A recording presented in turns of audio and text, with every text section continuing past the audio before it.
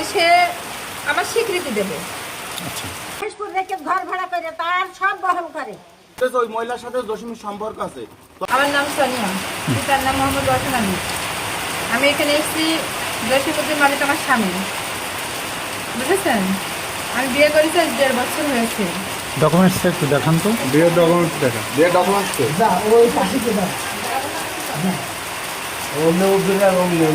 মূল কপি করে ভাই একটু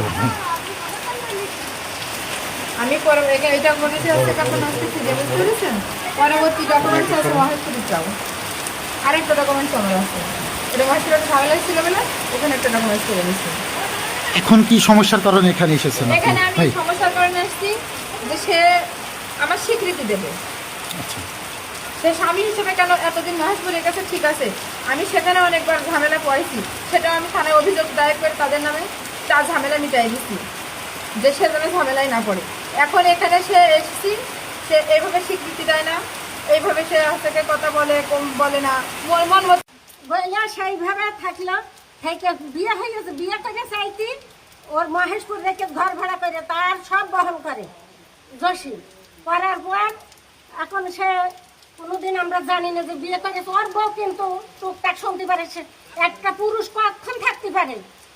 সে যখন বউয়ের সাথে কোনো অরিজিনাল ভাবে তার মেলামেশা নেই, তখন ও বলে ওর খালি বিয়ে করেছে আর ওর সৈন্য হলে উচালিয়ে যায়।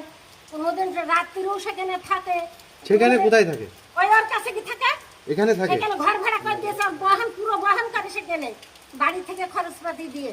ওরা এই মহিলাই এর সাথে কোনো সম্পর্ক রাখতে দেয় না, কিন্তু ওর খাটে আবার শুতে হবে, তার ভাত রাঁধতে হবে, তার কাপড় কাচতে হবে, না করলে তাহলে মাছ ধর। এর রংদার আছে। এইভাবে চলতি চলতি চলতি চলতি আমাদের সব ফোন করে আমার ওই দেওয়ার ডেকে নিয়ে আসলে, আমার দেওয়ার ওইটা ডেকে নিয়ে আসলে আমরা আসলাম। আমি বললাম আচ্ছা, ইনার কাছে থাকে কোন অধিকার? তুমি ইনাকেও বিয়ে করেছো? হ্যাঁ। তাহলে জসিমের এখন ওইভাবে দুটো বউ, দুটো বউ। এটা আপনিও জানেন? হ্যাঁ। ওকে। আমি এখানে এসেছি আপনার ও আমার 12-13 বছর ধরে ঘুরায় নিয়ে বেড়াচ্ছে কে? জসিমুদ্দিন মালিকা।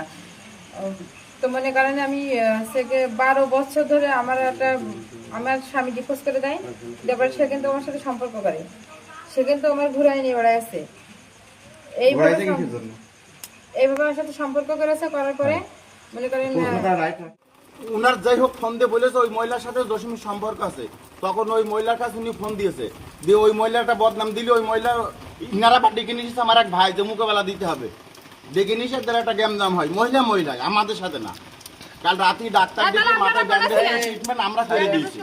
আমার কথা হচ্ছে যে আজকে যেমন তুমি স্বামীর দাবি নেকে নিষে ভেজছো, কালকে থাকলে না কেন? কালকে গিয়ে অন্য লোকের আচ্ছা ভাই, আমি এক কথা বলি, ওনাকে মারপিট কেন করা হয়েছিল? মারপিট করছে কি? যখন করে ভাই তখন আমি ওখানে ছিলাম না, মারপিট হয়ে গেলি তখন আমি ওখানে যাই।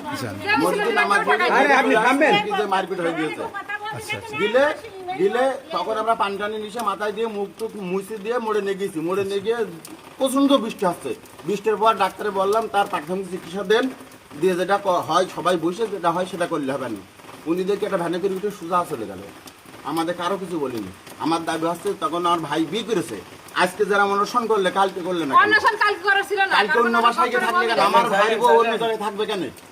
আমার প্রশ্ন হচ্ছে এটা যে আমার ভাই বিয়ে করে